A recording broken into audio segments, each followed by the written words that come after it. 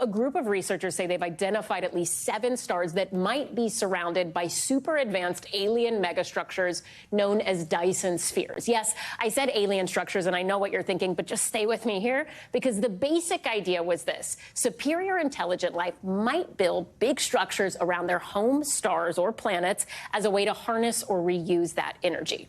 A 1960s physicist who came up with this idea, Freeman Dyson, argued that if these structures existed, there'd be so much energy that human scientists on Earth could probably spot it because it would emit a lot of infrared radiation. So in this new study, researchers say they found 7 sources glowing in the infrared, those are their words, but couldn't find an obvious explanation for why these sources are glowing so much, which could mean they're Dyson spheres or something else entirely.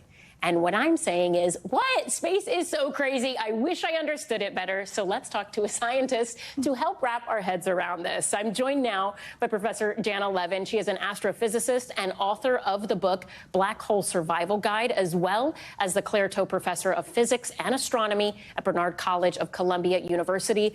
Professor, first of all, thank you so much for being here. Thanks for having me. I tried to explain it a little bit. That was my very dirty version. I was going to be like, yeah, but I'm an English major who just had Google.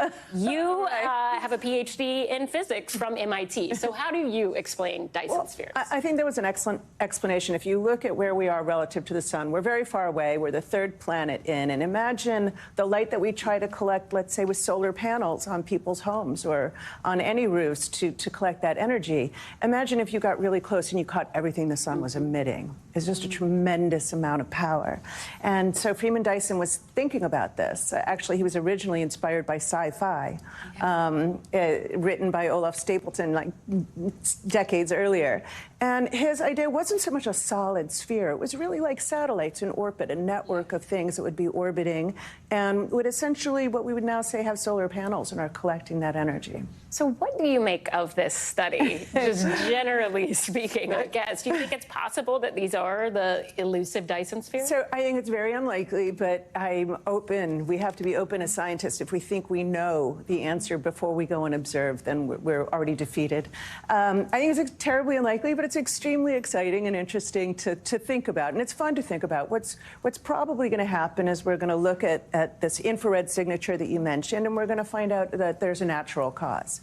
So a lot of things emit heat in the infrared. You know, infrared goggles allow us to see human bodies and the heat of human bodies. And it's not that dissimilar that when we look in the infrared, we see things emitting heat. So the idea was if we had this very technologically advanced civilization, like thousands of years beyond where we are right now, and they could build such a thing and it was collecting all this energy, it would collect also some heat and would have to cool off, and we would see that in the infrared. But there are other natural possibilities that could explain. What do you think those possibly could be? Well, it could be a very young star that still has some material around it in kind of a disk, and that's how planets form. Planets coalesce out of these early disks, and those can emit in the infrared.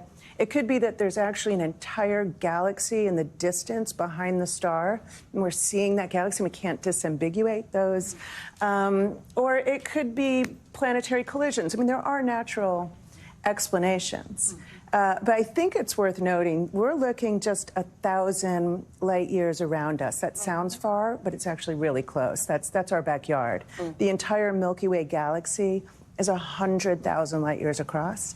And there are probably more planets in the Milky Way galaxy than there are stars.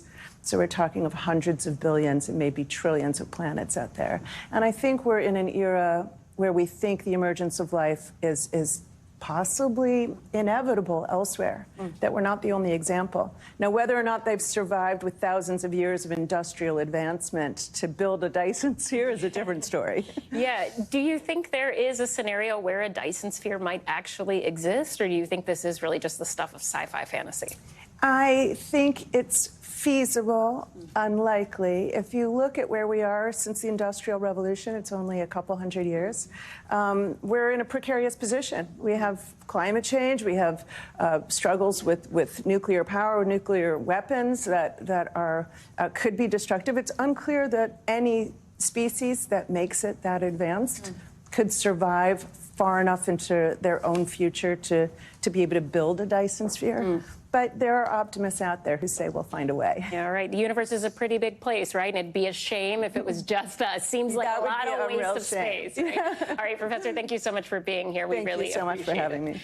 Thanks for watching. Stay updated about breaking news and top stories on the NBC News app or follow us on social media.